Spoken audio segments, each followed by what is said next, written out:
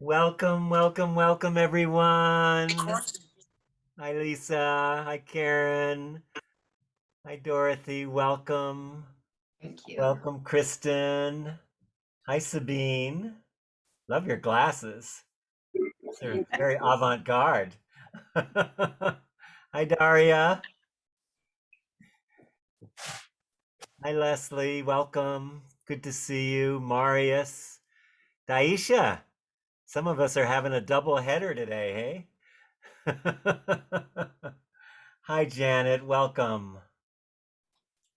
And Rainbow Lone Star. Boy, I hope you turn your video on so I can see Rainbow Lone Star. Not sure who that is. Hi, Olga. And I love it when you turn your camera on. And hi, Olga. Thank you for the wave. Got it. And there's Rain. Do you go by Rainbow? Oh, we've met before, haven't we? You've been on. Yeah, of course. Hi, good to see you. And yeah, so I love it when you turn your screen on, 'cause I really like feeling who I'm with and being able to do that. And there's Laura Madsen. Hi. Hi, it's good to see you. You Wow, too.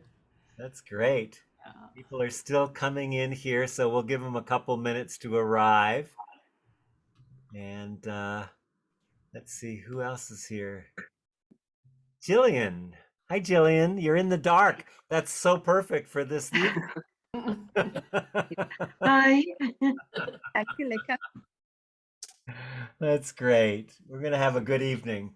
It's just going to be a fun look at depth, if that's possible, and read a little poetry, feel a little of what's going on, and I just invite you to participate fully. This is not a monologue. As those of you who've been with me before know, um, it's really participatory. So, but I picked out some of my favorite poems to share with you, and that's what we're going to do tonight.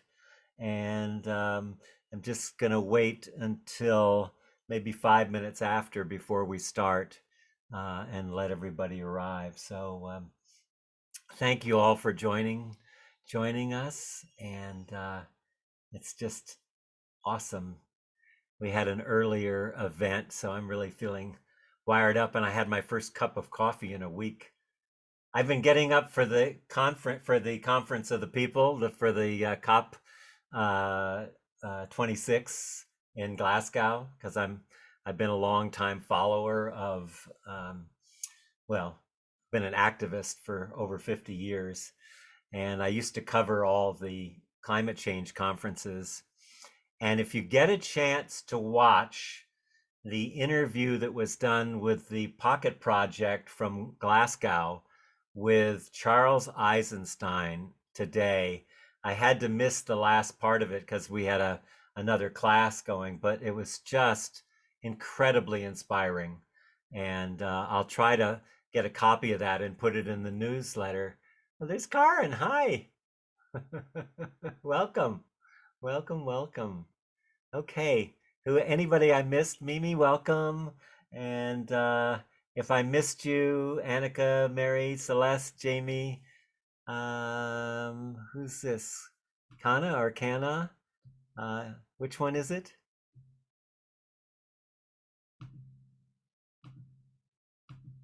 You have to unmute if you're trying to say something. Okay, looks like we're going to have several pages of people here, which is great. So I want to start with a little bit of a short meditation and um, just to kind of set the stage here. So if you would like, just join me in just a short welcoming meditation. So maybe we could close our eyes and feel our feet on the floor and take a couple deep breaths together. Breath is such an amazing thing, it really connects us not only with our body, but with the trees, with nature, with each other, with our ancestors. So let's just take a couple nice deep breaths. and recognize the interdependency of all life, particularly important to be recognizing right now with this climate conference going on, but always important to recognize where you are and how you're related to the world, to yourself, to others.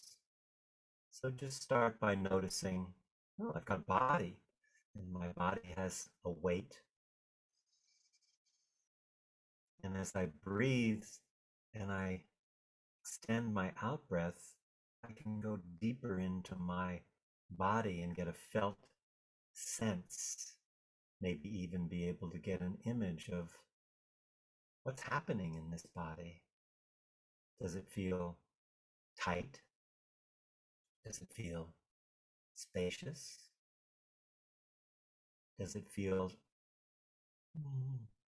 dark, cramped? Or does it feel kind of light and open? And just notice how we're entering the call tonight, kind of as a marker to see, we're going to be talking about dark and light tonight, and this amazing new moon. I love celebrating the new moon and just honoring the changes. It reminds me that I'm part of something so much bigger. I'm feeling that sense of being connected, but in a body, not separate. And that our breath connects us all. And notice any emotions that are arising in the body, particularly. Where are they? And just heightening our awareness of our interior. Noticing anything that arises when we feel the emotions. Fear, anger, sadness, grief, joy, compassion. Just noticing what's present, or maybe we don't feel anything, and that's okay. That's bringing ourselves into the presence of what's so. Maybe there's some numbness or pain, or maybe you just feel everything flowing like a river through your veins, the movement of energy through your body. And just allowing the mind to settle. Whatever it took to get here on the call, whatever brought you, this is just an opportunity to be with friends. Friends you don't know, but you're connected. That we're feeling each other in our nervous system. And I just want to honor the 7 directions, the elements, the hidden forces, our spirit guides, and the source of life itself. And I ask Spirit to honor the work we do here tonight, and that the work we do, the personal work we do, and the community work we do is a gift to all sentient beings, especially those who are suffering, where we take our darkness and let our light shine through and send that out to heal the suffering in the world, to give some respite to people who are really don't have computers, don't have this kind of connection. So many people in really challenging situations right now. So we dedicate the work we do to all of us together. And so it is, we begin this call just by taking a couple more breaths, relaxing into our body, and softly opening your eyes. And bringing yourself back.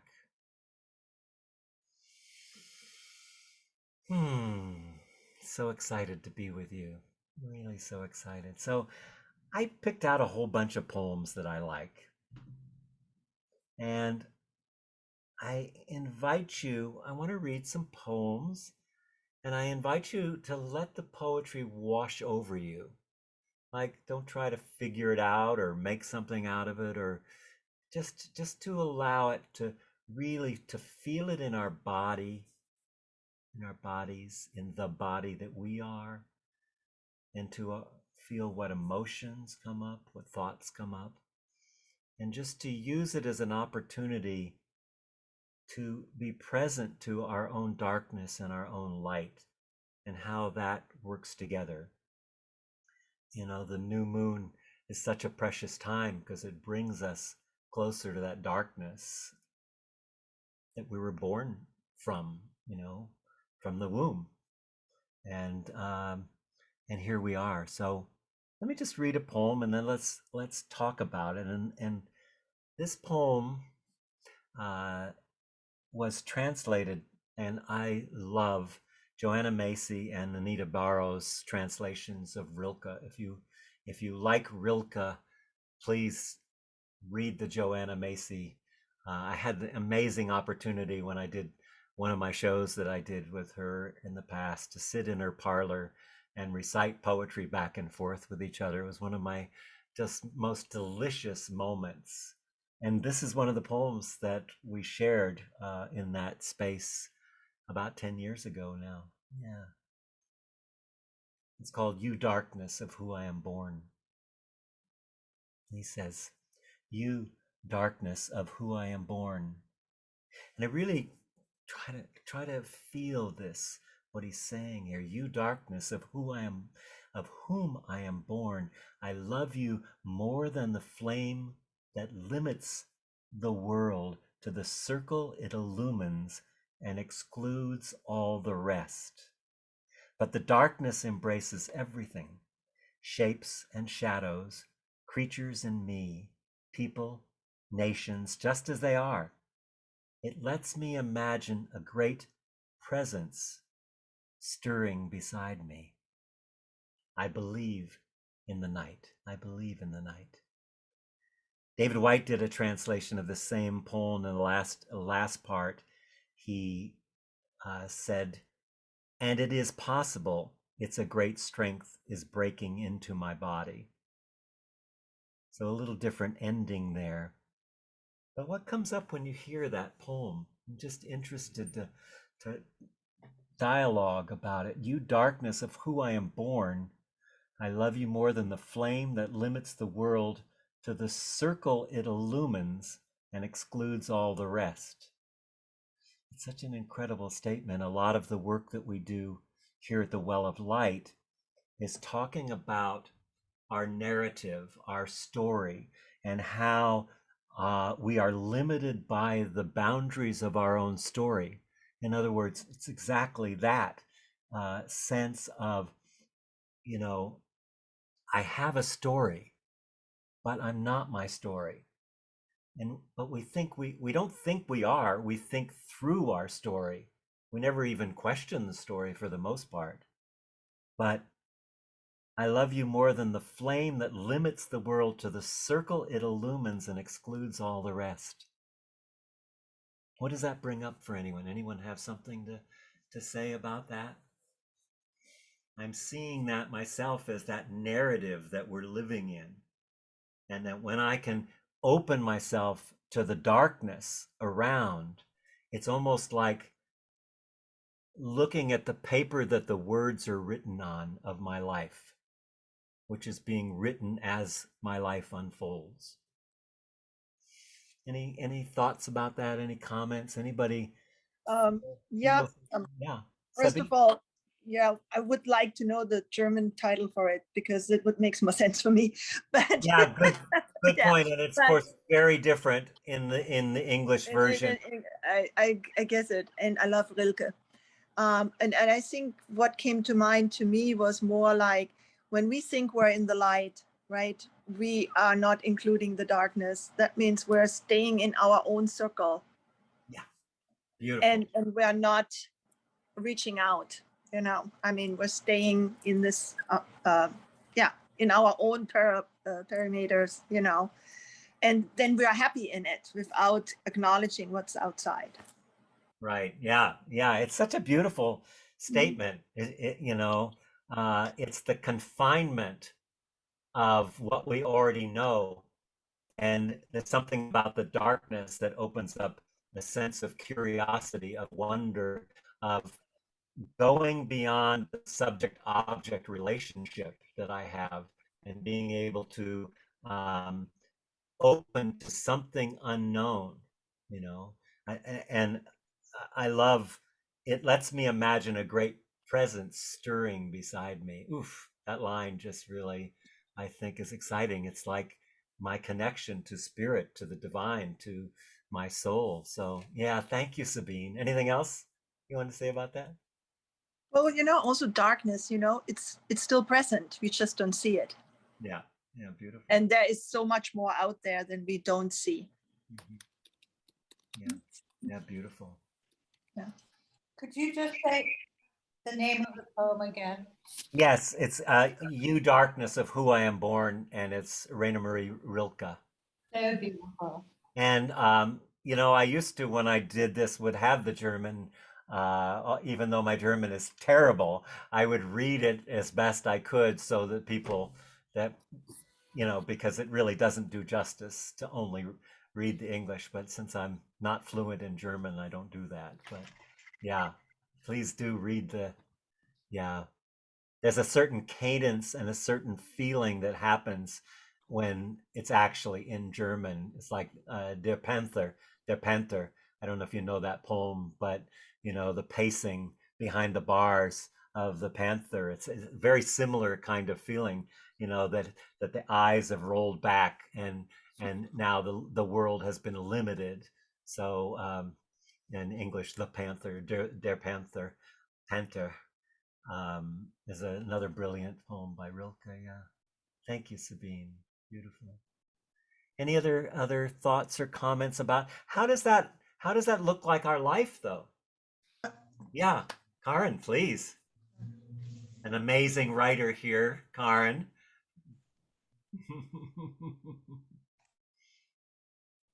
you're still muted. When I think of the dark, the older I get, the dark is what I feel and see has been hidden inside of me for my lifetime.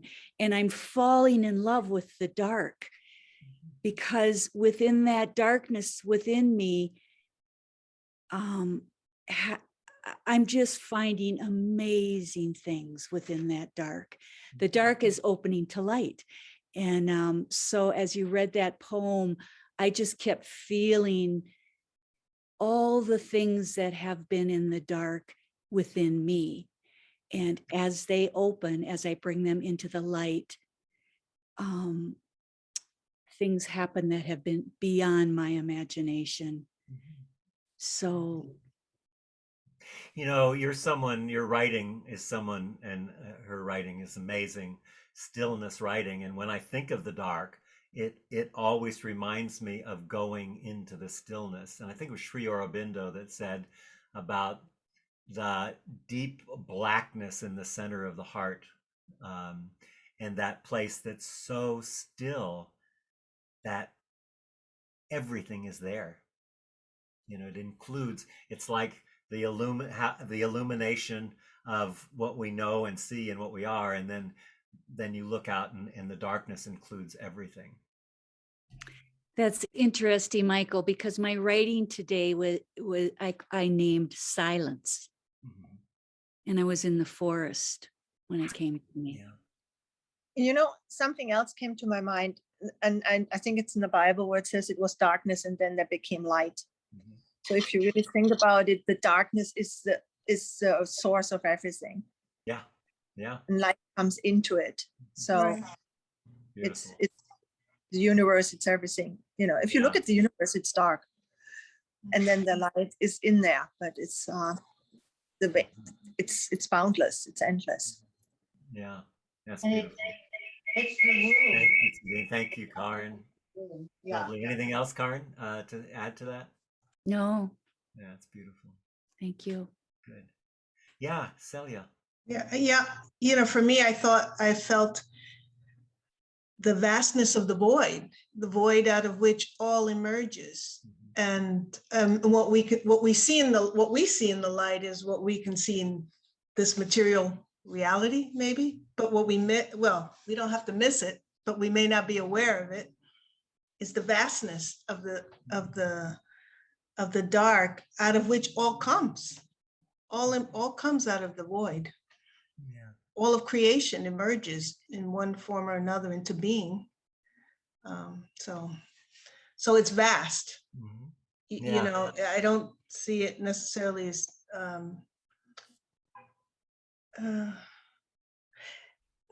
vast and without any association to good or bad.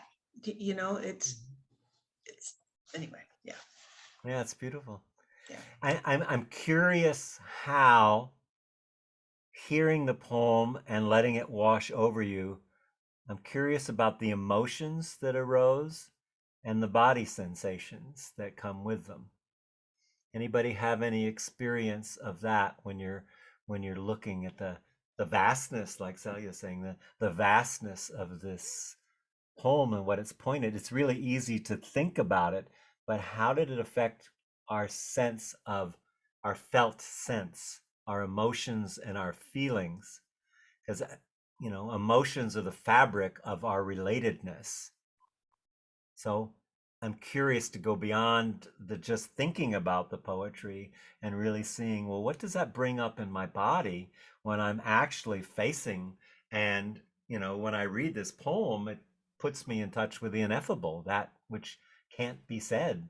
So, but what gets felt? Anybody want to say anything about that? Yeah.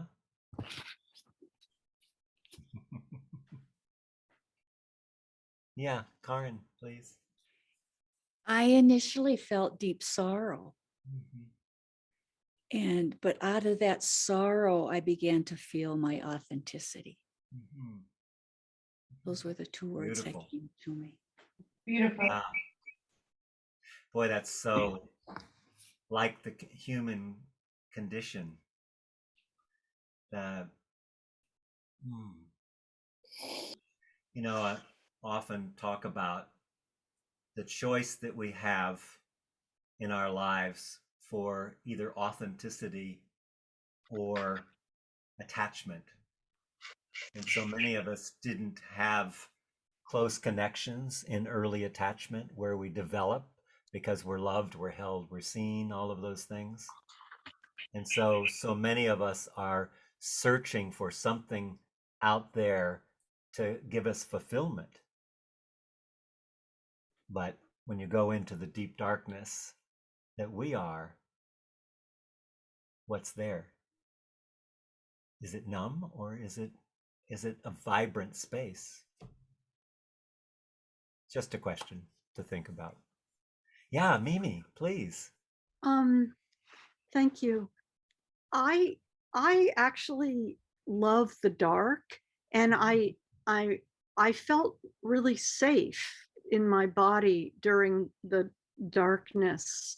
And then the part about the candle and illumination, I got scared.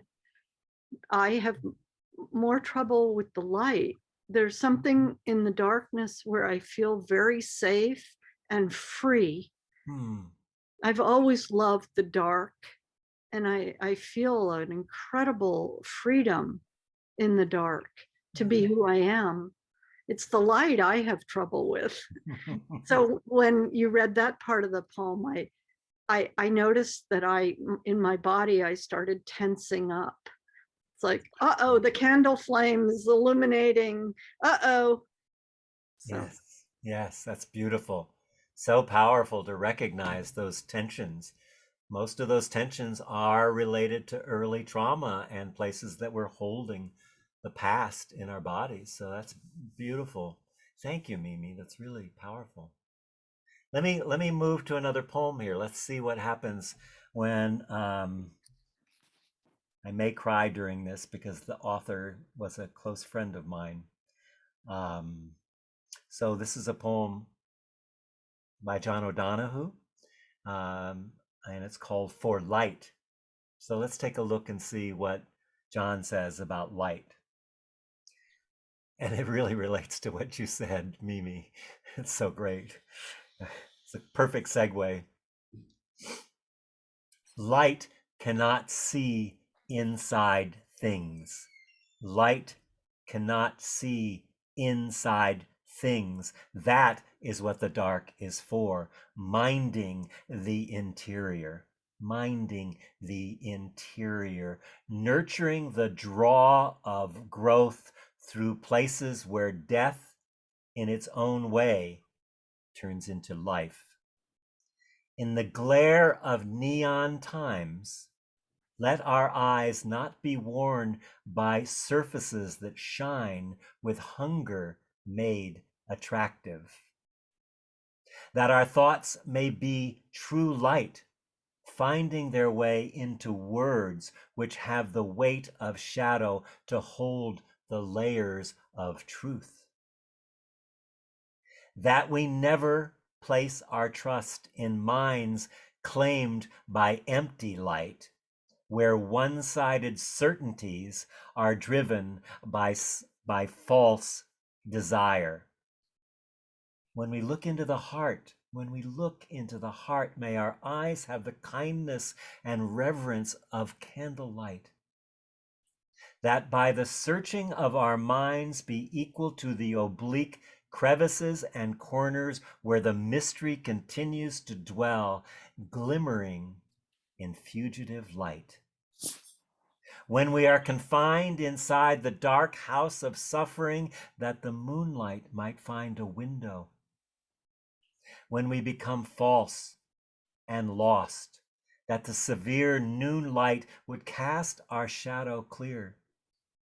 When we love, that drawn light would lighten our feet upon the waters. And as we grow old, that twilight would illuminate treasure in the fields of memory. And when we come to search for God, let us be robed in night. Put on the mind of morning to feel the rush of light spread slowly inside the color and stillness of a found word. So check your body, check your emotions, and just notice what comes up in that. What arises?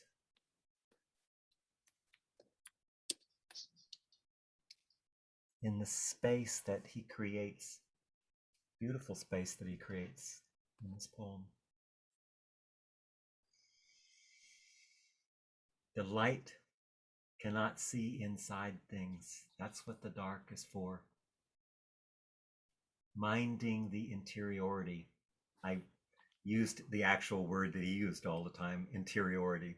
It's minding the interior, nurturing the draw of growth where places where death, of growth through places where death in its own way turns into life. Just kind of feel into that and notice what's arising in you. You know, my intention with doing this with you is to go from the mind into the felt sense. Because for me, that's what poetry is. It takes you beyond mind into what it's very difficult to speak to. I mean, that's the struggle of a poet, is being able to capture that which cannot be said, but can be felt, can be known. There's somebody wanting to get in there. There we go. So, I love the line, this is so much how I feel in the cities. In the glare of neon times, just that line alone, in the glare of neon times, we're reaching for the shiny things, you know. Let our eyes not be warned by surfaces that shine, with hunger made attractive.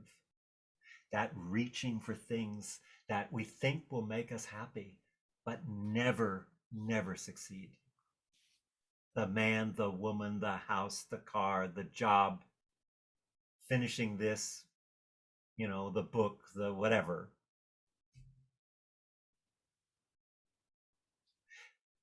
Always giving up our presence for the imagined future that lives in the neon times. How does that land with you? If I don't see your hand, because there's several screens here of people now, if I don't see your hand, just go to reactions down at the bottom of your screen, and then there's a bar that says raise hand. So if you want to do that, if that helps, you know, yeah. Yes, Leslie, please. You have to I feel like something is being woven in and out of my body. Oh, That something comes and goes back and forth. That's the feeling. yeah. I can't describe it any more than that. That's luscious enough. That's beautiful. Yeah. Yeah. I love that. Thank you, Leslie. What else? What line did capture you in that? You know, he said so much in that poem. What line do you remember that just is like, oh, wow. The glare of neon times. The layers of truth.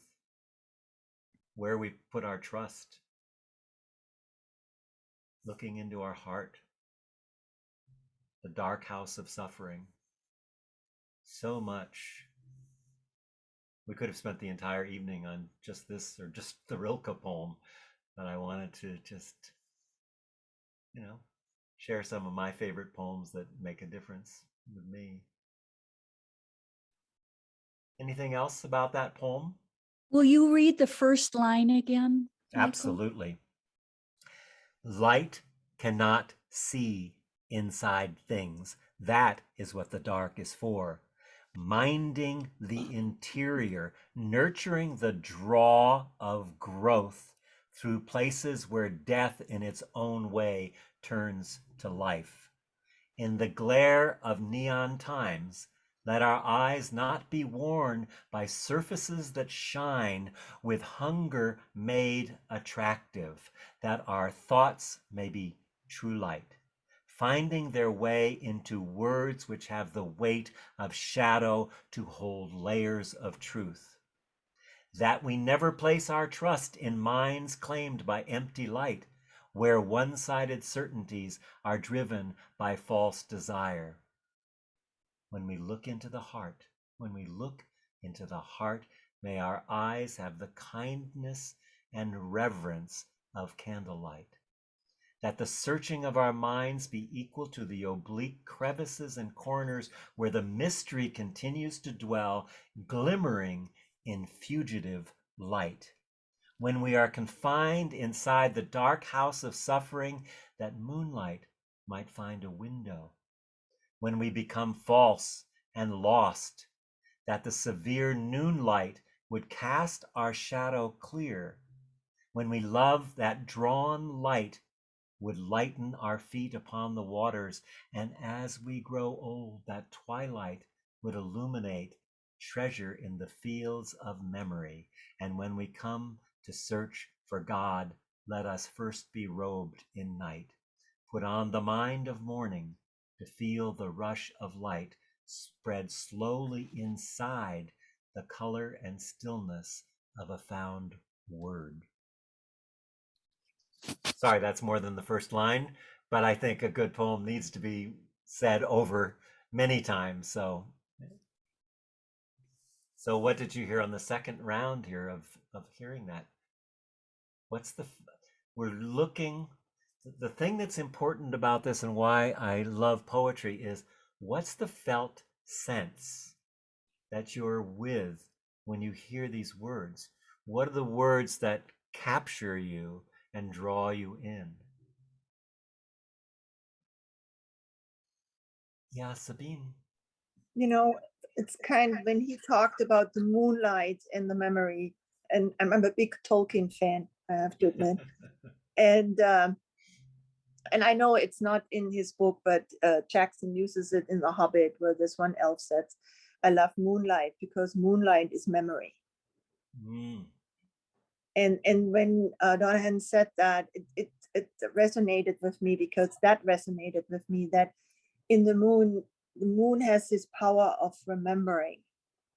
And he talked about the end of, I mean, getting to an age where a lot of memories are coming and they're shining, and the idea of the water and stepping on the water. And if you ever seen that moonlight on the water, how it shines and leaks away in some ways, where we can feel what was and what will be, and discover ourselves in it, in the suffering too. And I like this idea of the suffering of us, how that light is different than the neon light of the busy Yes. world. Yes. And Absolutely. that the stillness in finding our true selves in that light. Mm. Oh, just what you said, the moonlight is memory. It's so powerful. I love here in the Kootenays taking a walk in the woods and recognizing the memory that's held in the stones and the river and the trees and the place, but also, in the heavens. And it's so interesting that most of the stars we see are not there anymore. We're the memory of the stars. We're holding the memory of the stars that are in the sky, literally. What else are we the memory for, I wonder? Hundreds of thousands of years of evolution. There's memory in every cell of our body. 50 trillion cells in the average human body. And I think it's 100 trillion atoms in each cell, each one having a proton, a neutron, and an electrical field that is sending light out into the universe constantly. Are the stars watching our light like we're watching their light long after we're gone? I wonder. Could Such a you beautiful image, Sabine. Thank you. I love that. could you say the name of the poem so that we can read it again? The name of John's poem, it's For Light. For light. Okay. Yeah, yeah, yeah, good. Anything else about this poem? I have many more. Hi, people who just joined. It's good to see you. Anything else? Let's read another poem. Let's go to David White. I know a lot of you are David White fans. And this one's called Sweet Darkness. And he says, when your eyes are tired, the world is tired also. When your eyes are tired, the world is tired also. When your vision has gone, no part of the world can find you. It's time to go into the dark, where the night has eyes to recognize its own. There you can be sure you are not beyond love. The dark will be your home tonight. The dark will be your home tonight. The night will give you a horizon further than you can see. You must learn one thing. You must learn one thing. The world was made to be free in. Give up all the other worlds except the one to which you belong. Sometimes it takes darkness and the sweet confinement of your aloneness to learn that anything or anyone that does not bring you alive is too small for you. Sometimes it takes darkness and the sweet confinement of your aloneness to learn that anything or anyone that does not bring you alive is too small for you.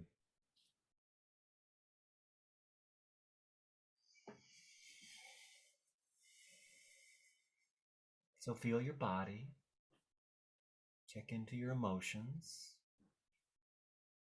Notice any part of that poem that grabs you. It says, listen to this. This is important.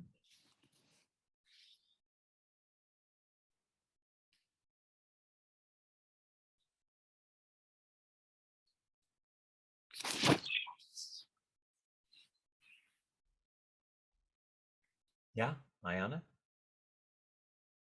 You're muted.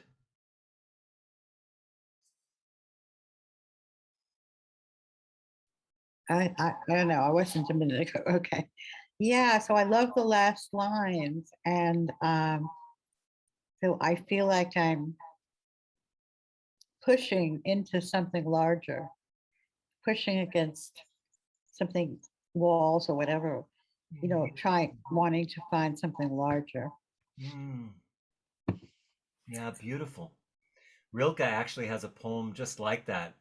I can't remember the name of it, but he says, I'm feeling like I'm being crushed by, I'm just going to paraphrase. I can't remember the line exactly, but I'm feeling crushed. And yet there's something that wants to be let in, that spirit or God or whatever is wanting to get in. And I'm feeling crushed by this feeling of being, these stones are coming together on me. Thank you, Ayana. That's beautiful. Beautiful. And who else? Sabine, yeah. Well, when you read the line in the beginning that when you close your eyes, you're in the world is out, right? It's dark. If I remember that right, what came to my mind was when I was stuck in a cave, and in that moment, my flashlight went on the ground, and in that cave there is no light. And that was not a cave normal people can go in. It's it was in Italy. And I mean, that is when everything is gone. It's so dark, you don't see nothing. Nothing really at all. It's all gone. And the stones were very close to me. And that reminded me so much on this poem. And that feeling in one idea of panic,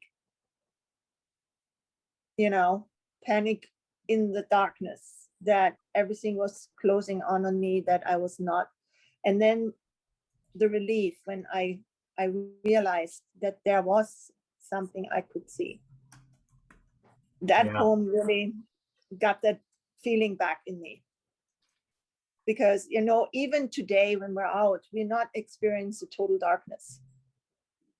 There's always a light someplace.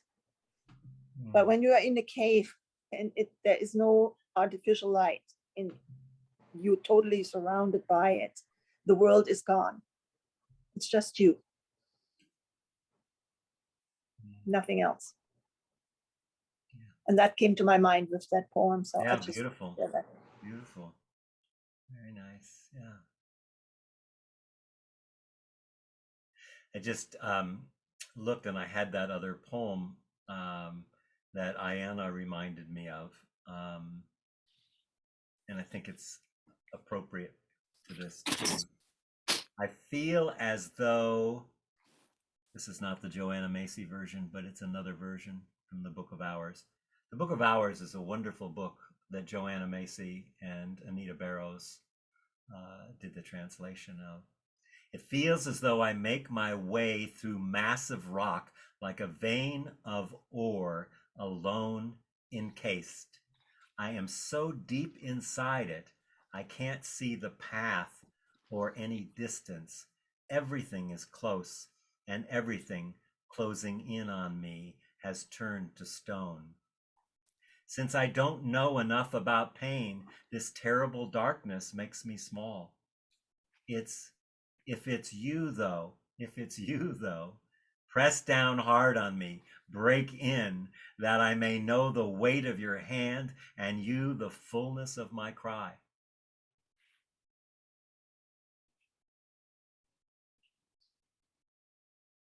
So again, going to the body, feeling that.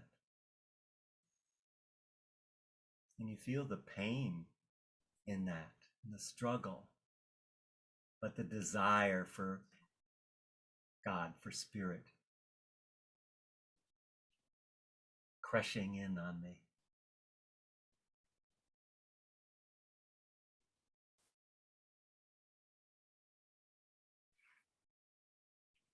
It's something inside us that's doing it to us, pushing us, holding us back. Mm.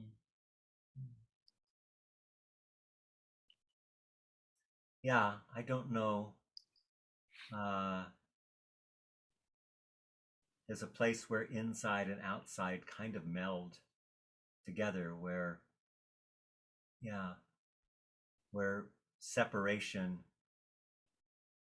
and duality merge together. And I think that's what Rilke was always calling for, that merging. Every poem is something to go beyond the neon light, go beyond the restrictions of our identity and our story, and to allow ourselves to feel the immense presence that lives in stillness. Which is why I love his poetry so much, because it gives us an access to our own stillness when we take the time to do it. That's why I do the meditation retreats, which, by the way, December 4th and 5th is the next one. If anyone's interested in joining us, I would love to have you. It's a trauma-informed meditation weekend called emotional reparenting.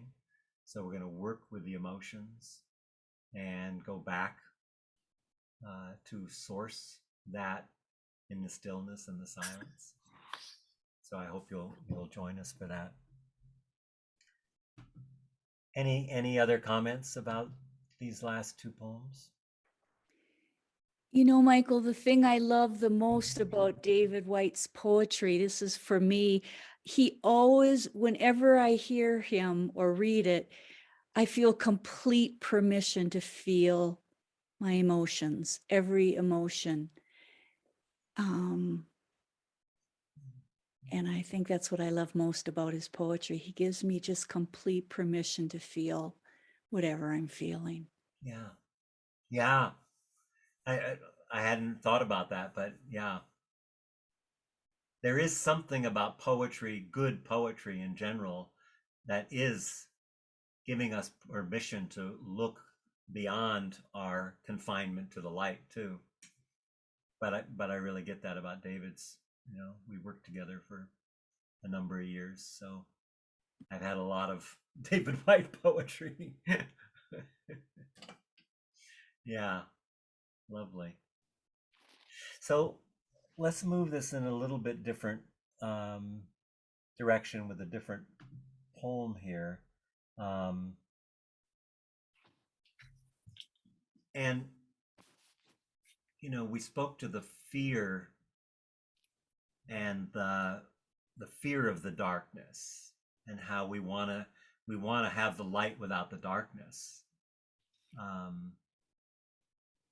and yet the light lives in the darkness. And another Raina Marie Rilke poem that I really love is "Let the darkness be a bell tower." Some people probably know that poem also. Really beautiful. It's also beautiful in German, isn't it, Sabine? Sorry, I don't. I've tried to read it in German and then translate it. It's very different than reading it this way. But quiet friend who has come so far. Feel how your breathing makes more space around you. Let this darkness be a bell tower, and you the bell. And as you ring, what batters you becomes your strength. As you ring, what batters you becomes your strength. Move back and forth into the change. What is it like, such intensity of pain? If the drink is bitter, turn yourself to wine. In this uncontainable night, let the mystery at the crossroads of your senses be the meaning discovered there. And if the world has ceased to hear you, say to the silent earth, I flow. I flow to the rushing waters. You speak, I am. I flow, and to the rushing waters speak, I am.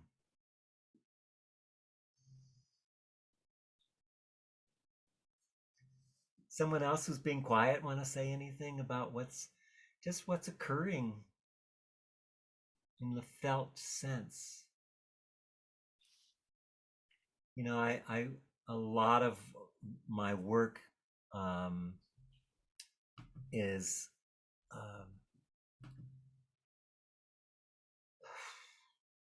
what do I want to say about that? A lot of my work is about creating permission to feel those things that we've suppressed and not been able to feel, to be able to open our body and feel the frozen parts of ourselves, the denied parts of us. And when he says, let the bell tower, let the darkness be a bell tower, and you the bell as you ring, and what batters you becomes your strength. What batters you becomes your strength. But we want to push away the pain. We want to suppress, dissociate from the pain of being alive and being human. We want the light, but we don't want the dark. But the fullness of the moon always goes into the dark, and the dark always goes into the light. So when he's saying, what batters you becomes your strength, how does that sit? What opens up for you? What do you feel?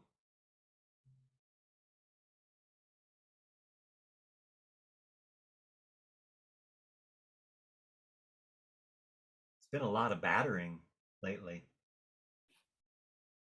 Maybe we're numb to it, but humanity is being battered.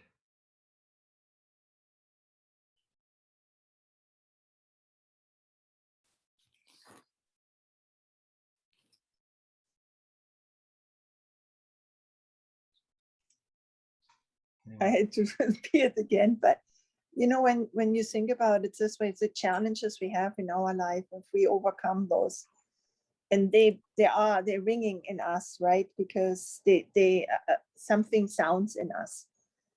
If you think about, I mean, bells in Europe are so important, you know, especially Yes. those, and they ring and they sound, and the inside gets a vibration, right? And you're swinging with it. It's not just the swinging, it's that what does vibrate in you? What does things get loose in you? Where is it where you suffer, right? And through that swinging, and when you discover that, that's when you can get into the stillness. And when you get into that stillness, that will have an impact on others, That's you beautiful. know, because through your own struggles, you realize is what it is. And then I think that's a compassion to others. Mhm. That's where the compassion starts, you know, Absolutely. because what I have learned in, and, you know, I'm preaching, and I need to be the quietness in the room, Mhm. and that's the important part, Beautiful. you know, and that will ring out to others, Yeah. you know. Thanks, Sabine. That's beautiful. One thing I want to say, just to catch one thing that you said, when we overcome that, I question the overcoming the battering.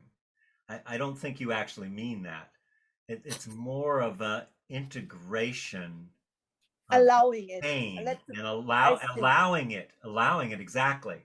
That when we allow that, we create more interior that's what I meant. space to Yeah. have what you're saying. I think that's what you mean, is that Yes. that brings forward compassion when we can allow ourselves to be battered and see how many people are just have a hard time allowing themselves to feel the pain of being alive, Yeah.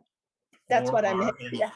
untenable situations of suffering where it's just it's so overwhelming that they don't have the space. So we, as we do that, create in the field of humanity space for the people who have the real suffering in life. We create literally, I believe, a space in the world that allows for that suffering to have meaning. Yeah. Yeah, Thank you. Yeah. yeah. Thank you. I just what that's we try so hard to get over things instead of really integrate and allow them to Yeah. have their way with us, including the darkness. You know, that's the wrong word. I realized that I said that when you pointed it out, and immediately I said, no, it's allowing. It's Mhm. allowing. It's Well, allowing. it's also your second language, right? Yeah. So understandable. Because the meaning you brought did talk about that. So Yeah, I just exactly. wanted to say that more for the listening field, Hmm. that, oh, well, if I do this, then I'll overcome that. No, that's, And it's more about the one where allowing yourself to be crushed by it. and that's what the ringing is, you know, you vibrate out. Yeah. Yeah. Beautiful. It is funny Michael. in Europe. I have a just a second, Kristen. I Mm. have a funny story. So um, years ago, I was going to the Dolomites to do a 2-week ski tour, and you'll appreciate this. And my friends canceled on the last minute. One of them got sick, and so the trip was canceled. But I already had my ticket, so I ended up deciding to go to Thich Nhat Hanh to Plum Village in Bordeaux. And I kept calling and I kept calling, and nobody answered. And I had written a letter and said, I'm, coming these dates, and is this good? And, I got a little bit of a reply, but then I couldn't get anyone. So one day I just left the phone off the hook. And after about 5 minutes, someone picked up the phone. And I said, hello? And someone on the other end said, hello. And I said, oh, this is Michael Stone, and I'm coming in. I wanted to make sure my reservations, and I'm going to be at the train station, and I'm just, oh, thank you. And I just want to make sure somebody's going to be there to then my agenda. I have an agenda, you know, and says, so somebody's going to be there. Oh, yes. Okay. All right. Thank you. So I had this feeling that, you know, but everything when I got there, the ride was there, got to Plum Village and everything like that. And I wonder what is going on, you know? And then I realized they have a thing that they do at Plum Village that every time there's a bell, they stop and take 3 deep breaths, including when the phone rings. So it takes 5 minutes to get across the room to answer the phone. And then we would do walking meditation. Tay was very big on walking meditation, right? So we'd be in the French countryside. This is referring to what you were saying, in the French countryside. And every time we take 3 steps, the church bells would go off. And so we'd all be, so I just recall that incredible opportunity. So where's Kirsten? There she is. So Kirsten, you were next. Rhonda has her hand up. Didn't She doesn't. you have Rhonda. your hand? Okay. Okay. I was just going to say, I think the choice of the word battering is really important. It's not something that hits you. It's something that batters you. It's something that comes back over and over again. And it's like these lessons, we think we're finished with, and then they come back because there's different levels of it. So the word battering really struck me. Yeah. Yeah, beautiful. Thank you, Rhonda. That's a very good point. And it comes back again and again. We have awakening as a destination for the most part. And it keeps us from allowing ourselves to be battered and to be in that place of opening. And most of us are constantly looking for the ideal place to be, or the ideal way to be, or that I'm going to awaken when I get just through this, when I get enough wisdom, when I get a guru, when I get whatever, that it's always postponing life. But battering, it really wakes you up, So beautiful. And Kristen, did you have something that you wanted to share? No, okay. Okay, great. All right. How are we doing? This is an unusual way for me to do an evening, but I hope that we haven't lost too many people, so I hope you're enjoying a little bit. Just an evening of poetry and looking to see what's important, what's alive in us, what wants to be heard, what wants to be said. That's all that we're looking at here tonight. So I said earlier that our emotions are the fabric of our relationship. So when I can really be with somebody, to really be with somebody, I've got to be in my body. I've got to feel my emotions. Or how can I be with others? And the tragedy of where we are right now as a collective is that we're disembodied for the most part. We're unable to feel fully our emotions, and that keeps us separate from each other. All these old traumas that are suppressed, all these things, when we're not in our body and not in our emotions, we can't fully be related. We can't feel someone. Working with Thomas Hubel for the last 5 years, we constantly are doing this, seeing ourselves, seeing the others in us, or seeing us. And what does that mean? Well, when we move from your out there, whatever country or place that you're in right now, I doubt we have a lot of people from Europe tonight since it's 3 in the morning or something, but is anyone here? Sabine, you're in the States, right? Or yeah. So, but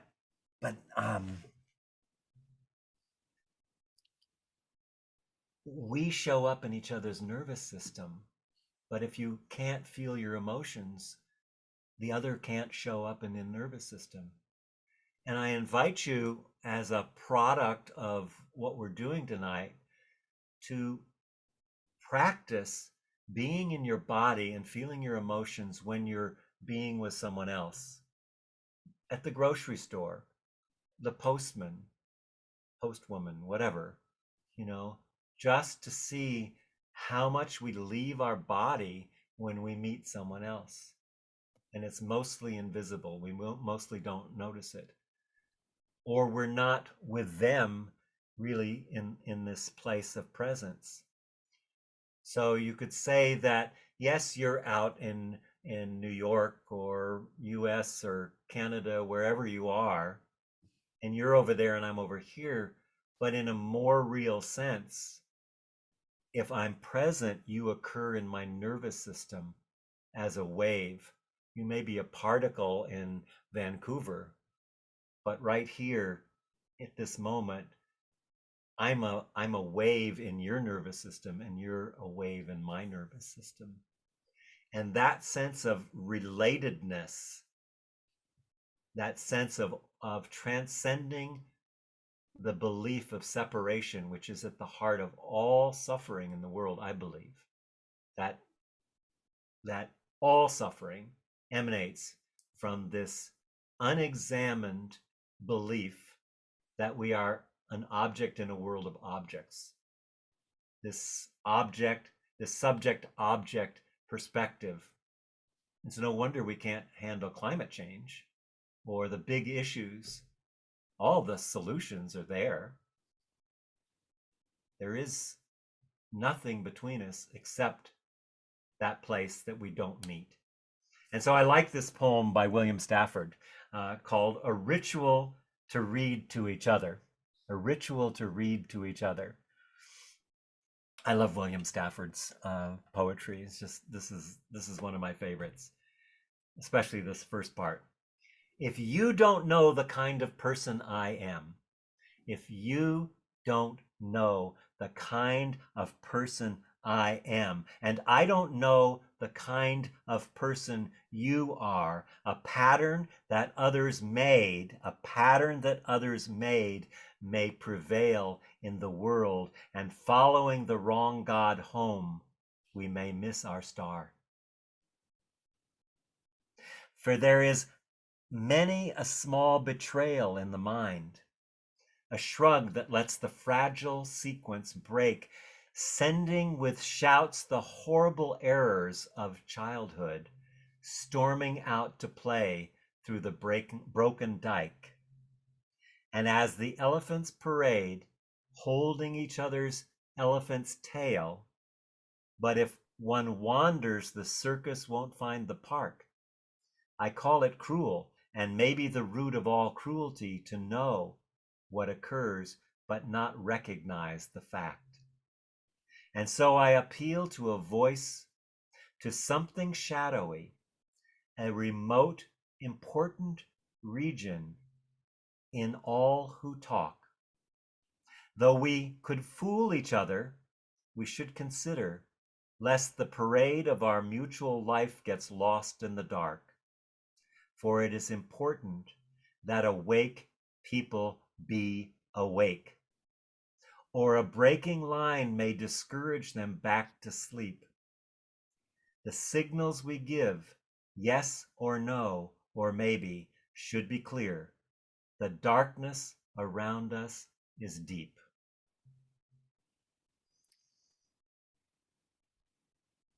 If you don't know the kind of person I am, and I don't know the kind of person you are, a pattern that others made may prevail in the world, and following the wrong God home, we may miss our star. Just feel that in your body, in your emotions. How does that land? How does that land in me? What words stick with me? What images stick with me or come to me? What emotions? What sensations? Just noticing.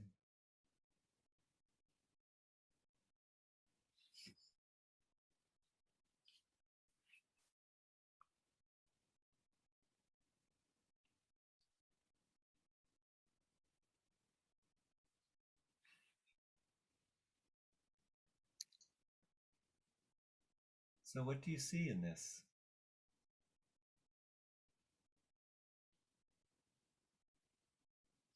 And I'd love to hear from some people that haven't yet spoken. I mean, I love everything you've said. I'm just calling that in to take a little risk here and just share. There's no right answer to anything I'm saying. And no wrong answer either.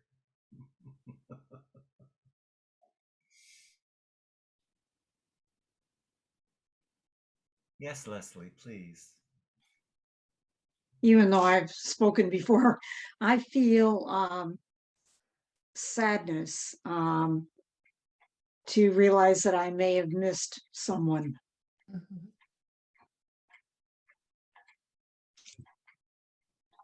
That I could have known.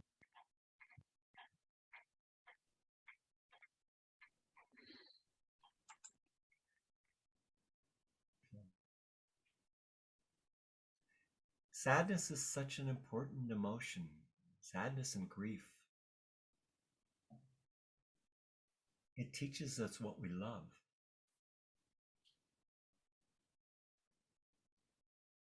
There's such a need. Joanna Macy has said this many times, and I adore her. There's such a need in the world to grieve. You know, it's one thing to grieve the loss of a parent, and that's difficult. And the loss of a sibling, perhaps even more so. The loss of a child, excruciating. How do you grieve 200 species a day becoming extinct on this planet?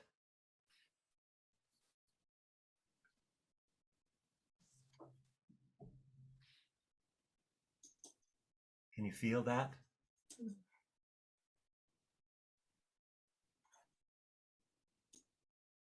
That's why grieving is important.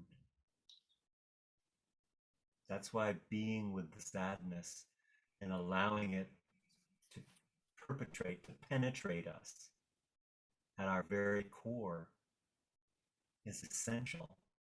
As I think Sabine was talking about earlier, that you know, to allow ourselves to be penetrated, putting it in my words, but to be penetrated by the sadness and grief and loss. And I think until we can allow that to happen, we won't be able to connect with life fully, with each other fully. We won't be able to transcend the false barrier of separation.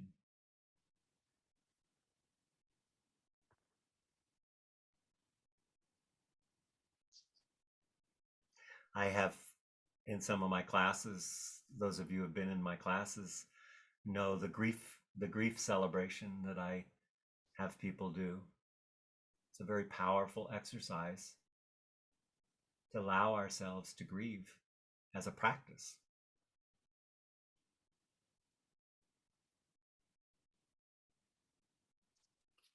I have a pillow in my ancestor room. I get down on my knees and I just weep. And it cleanses. It allows me to feel more deeply.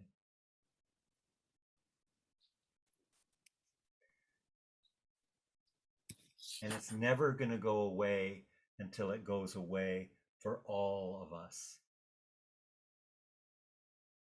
The idea of getting to some place where we're free cannot happen until all of us are free.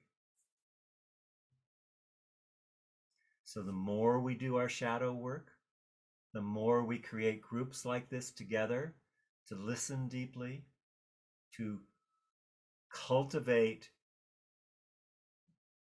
a felt sense of each other, to dissolve the barriers of separation between us, to be authentic when it's uncomfortable, to be real when it's uncomfortable, to be with our truth. That's not something that's going to happen overnight, you know.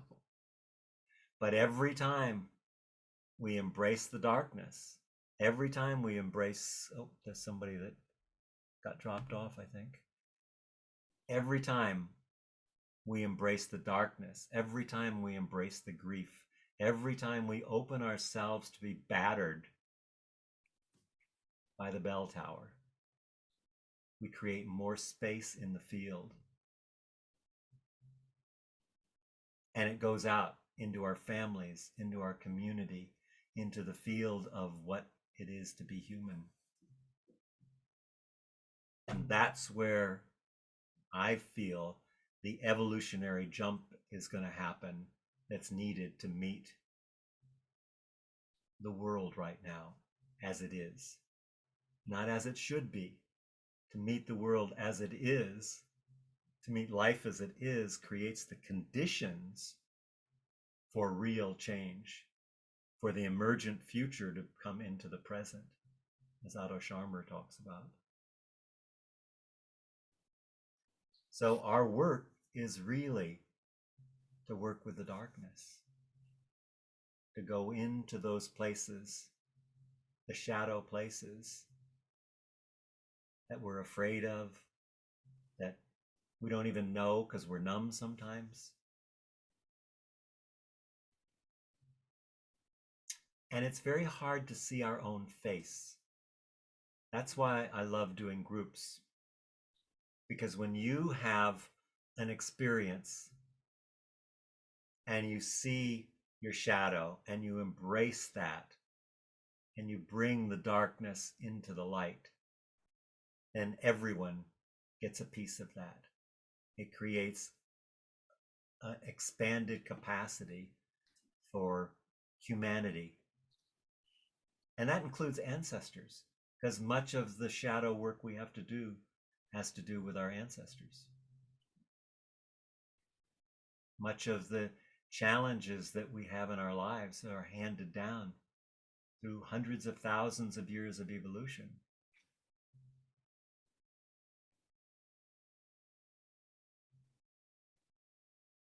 And then there's the cultural field. We have not resolved, most of us within ourselves, slavery, apartheid, dropping atomic bombs, genocide. Here in Canada, the residential schools. I guess they were in the US too. Nice friend, Sabine. Yeah. And there's love. And then there's love. Whatever that is, I would say that if I try to define love without taking it away, I would say that it's presence. It's being precise about what's happening in the moment, that I can meet the moment fully, whether I'm being battered or whether I'm swooning over some miraculous thing that just occurred.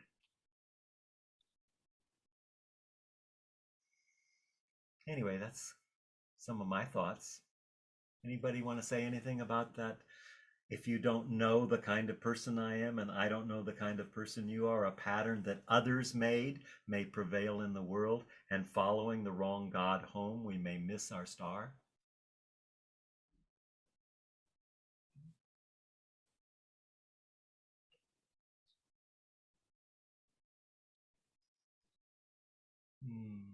So good to be with you all. Thank you for sticking with me, you know. Yes, Ayana.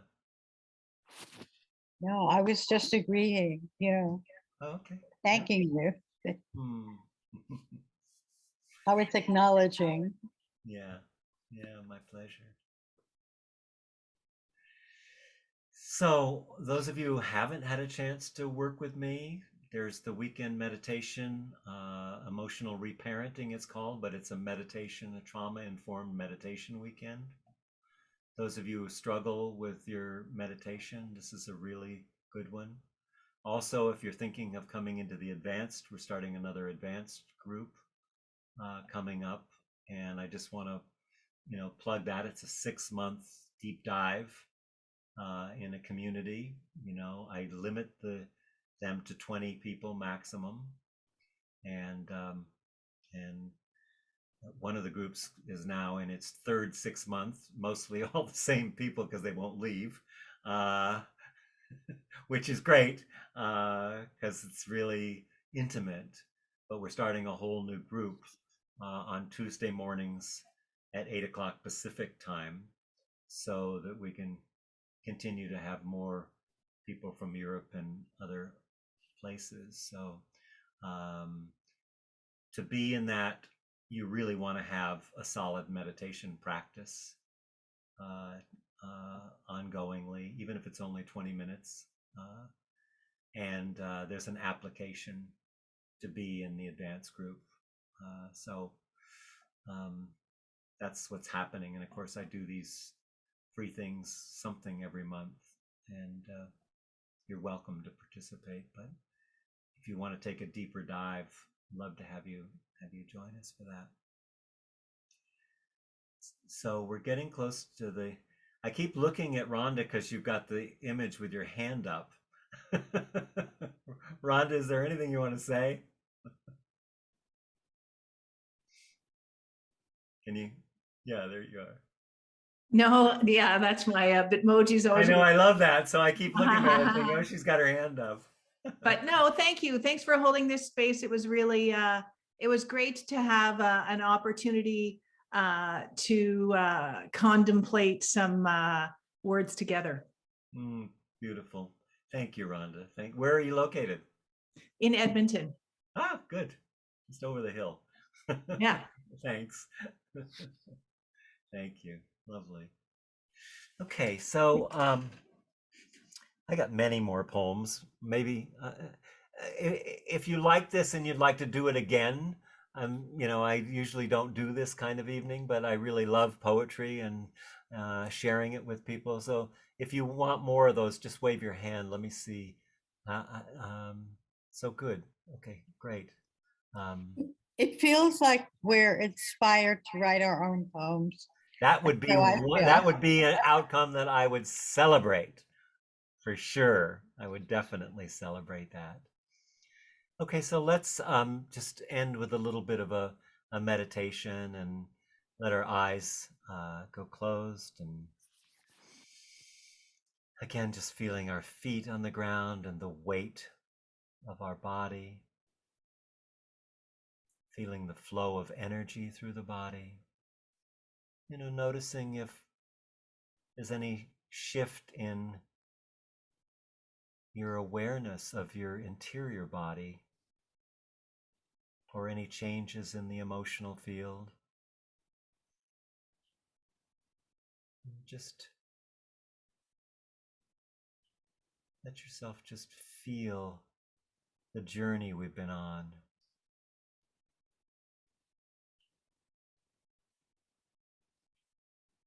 And see what sticks with us. What are we taking away with this? What light is peeking out from the darkness?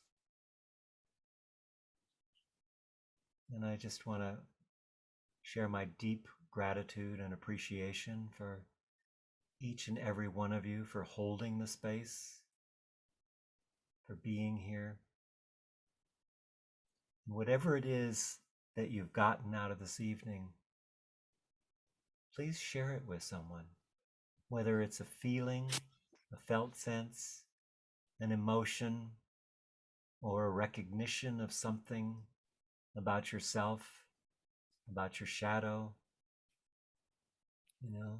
and see if we can connect, really connect body to body, heart and emotions to heart and emotions, mentally, relationally, really being able to recognize others in ourselves and ourselves in others. This is the gift that we are. This is the opening for an evolutionary jump for humanity and all of the natural world. And I send you my love and my blessings. And I thank you for your participation. And much love to each and every one of you. Blessings. Good night, all. Thank you. Yeah, what a gift you are. Thank you so much. Stay in Vielen touch. Dank. Stay in touch. you, everybody. Vielen Dank. Thank you. Yes, Thank you. very much. Thank you. Good night, everybody. Good night. Good night. You can unmute yourself and say good night if you like. It's fine. Good night. Good night. Thank you. Thank you, Michael. Thank you, everyone. Thank you, everyone. Bye. We can write our own Yes, go write that poem, Mayana. story. It's beautiful. This was really beautiful. Thank you. All right, loves. See you soon. Bye for now.